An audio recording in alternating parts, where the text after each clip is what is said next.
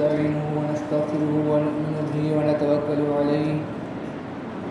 ونعوذ بالله من شرور أنفسنا ومن سيئات أعمالنا من يهد الله فلا مضل له ومن يضلل فلا هادي له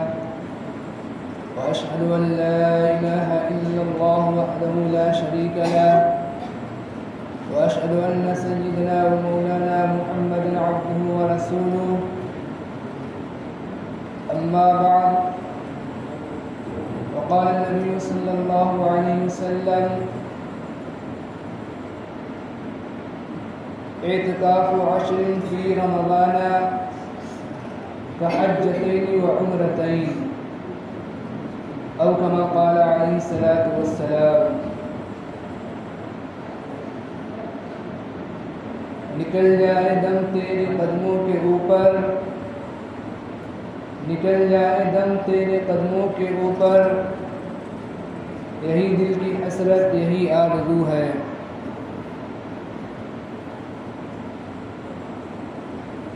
میرے محترم بزرگوں اور دوستو، اللہ رب العزت کا شکر اور اس کا احسان ہے کہ اللہ تعالیٰ نے ہم سب کو اپنے فضل و کرم سے رمضان جیسا مبارک مہینہ عنایت فرمایا. اللہ تعالیٰ نے بعض چیزوں پر فضیلت دی ہے. اللہ تعالیٰ نے ہمارے نبی حضرت محمد صلی اللہ علیہ وسلم کو تمام انبیاء علیہ السلام پر فضیلت عطا فرمائی. اسی طرح اللہ تعالیٰ نے حضرت جبریل علیہ السلام کو تمام فرشتوں کا سردار بنایا. تمام فرشتوں پر حضرت جبریل علیہ السلام کو اللہ تعالیٰ نے فضیلت عطا فرمائی. اسی طرح ہم اور آپ دنوں کے اندر دیکھیں، اللہ تعالیٰ نے جمعے کے دن کو سید الایام بنایا، تمام دنوں کا سردار بنایا، اور اللہ تعالیٰ نے جمعے کے دن کو تمام دنوں کے اوپر فضیلت عطا فرمائی. کتابوں کے اندر آسمانی کتابیں ہیں، تمام کتابوں پر اللہ تعالیٰ نے قرآن مجید کو فضیلت اور برتری عطا فرمائی. اسی طرح اللہ تعالیٰ نے تمام مہینوں میں رمضان المبارک کے مہینے کو تمام مہینوں کے اوپر اللہ تعالیٰ نے فضیلت عطا فرمائی، اور اللہ تعالیٰ نے رمضان کے مہینے کو تمام مہینوں کا سردار بنایا.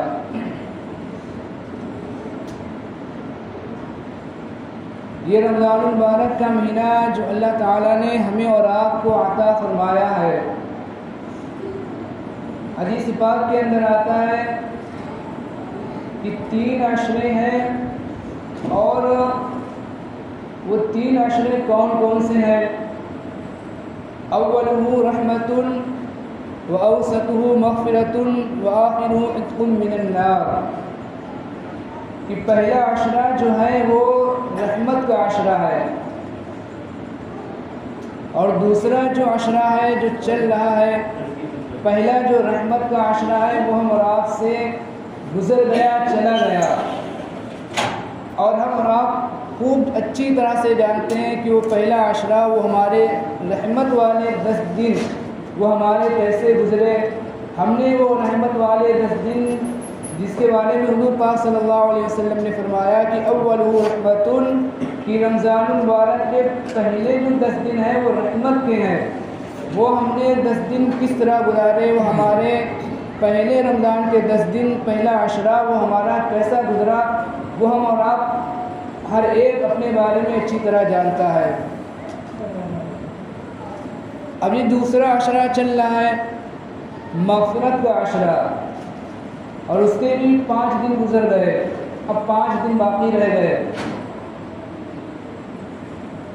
تو یہ جو اب دھیرے دھیرے رمضان کے جو ایام ہیں، رمضان کا مہینہ جو ہم سے جا رہا ہے، ہمیں اور آپ کو اس رمضان کی زیادہ سے زیادہ فکر کرنا ہے، زیادہ سے زیادہ ہمیں ایام کی فکر کرنا ہے۔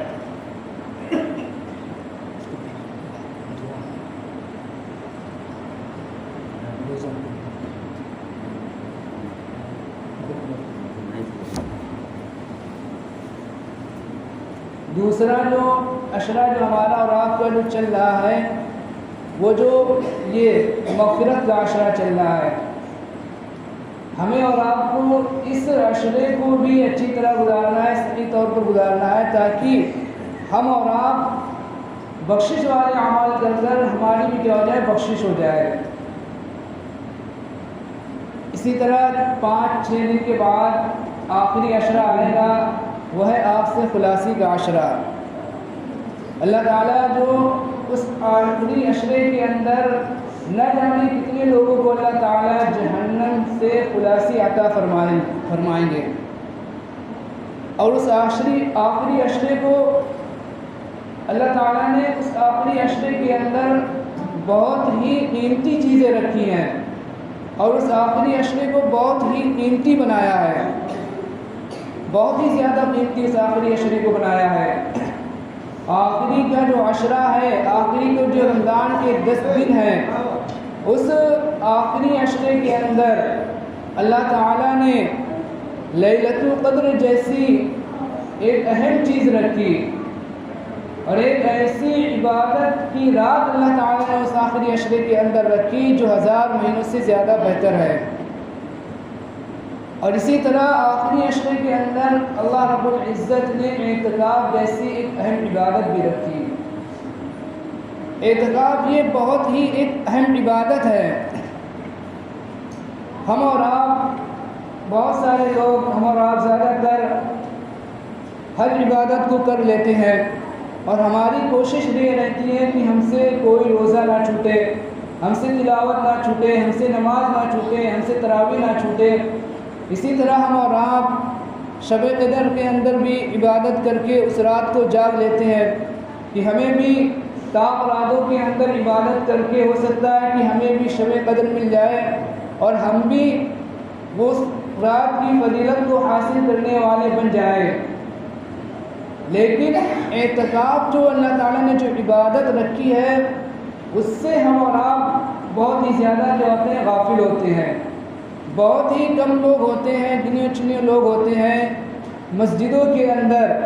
1-2 لوگ ہوتے ہیں کسی مسجد کے اندر، وہ بھی مسجد خالی رہتی ہے۔ اس اعتکاف جیسی عبادت سے ہم اور آپ کیا ہیں، غافل ہیں۔ حالانکہ اگر ہم اور آپ حدیث کو پڑھیں، حدیث کا مطالعہ کریں، تو ہمیں اور آپ کو پتہ چلے گا کہ اعتکاف یہ عبادت جو ہے یہ کتنی عظیم الشان عبادت ہے، اور اس کے فضائل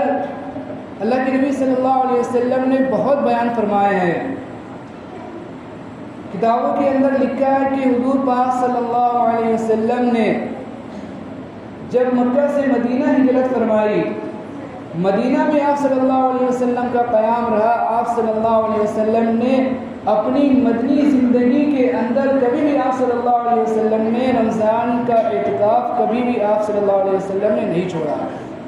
ہمیشہ آپ صلی اللہ علیہ وسلم اپنی مدنی زندگی کے اندر اعتکاف فرمایا کرتے تھے۔ یہ اعتکاف بہت ہی اہم عبادت ہے ہمارے اور آپ کے لیے۔ پورے سال کے اندر صرف 10 دن کو خالی کر کے، تمام مصروفیات سے اپنے آپ کو خالی کر کے، ہمارے اور آپ کے لیے 10 دن کا اللہ تعالیٰ کی عبادت کے اندر مسجد کے اندر آ کر یکسوئی کے ساتھ گزارنا، یہ کوئی مشکل کام نہیں ہے، یہ بہت ہی زیادہ آسان کام ہے۔ انسان اگر ارادہ کرے تو اس کے لیے بہت ہی زیادہ آسان کام ہے۔ ہم اور آپ اپنی زندگی کی بہت ساری ضرورتوں کے اندر، ہم اور آپ تجارتوں کے اندر، شادی برات کے اندر، اور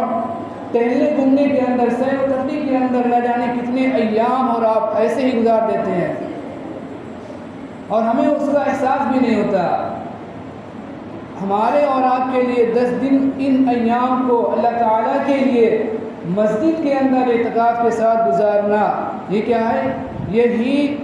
یہ بہت ہی خیر کی بات ہے اور بہت ہی ہمارے لیے ایک اچھی بات ہے، اور اس سے بھی ہمارے لیے کیا ہے، بہت ہی بڑا فائدہ ہے۔ حدیث پاک کے اندر آتا ہے کہ جو شخص رمضان کے عشرے کے اندر اعتکاف کرتا ہے اس کو 2 حج اور 2 عمروں کا ثواب دیا جاتا ہے۔ 2 حج 2 عمروں کا ثواب دیا جاتا ہے جو شخص رمضان کے عشرے کے اندر اعتکاف کرتا ہے۔ اور اسی طرح حدیث پاک کے اندر آتا ہے کہ اعتکاف کرنے والا گناہوں سے بچتا ہے، اور اعتکاف کرنے والے کو ایسے ہی نیکی دی جاتی ہے جیسے کہ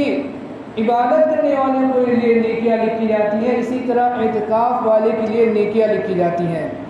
یعنی اگر کوئی شخص مسجد کے اندر اعتکاف کے اندر بیٹھا ہوا ہے، وہ جو آرام کر رہا ہے یا وہ جو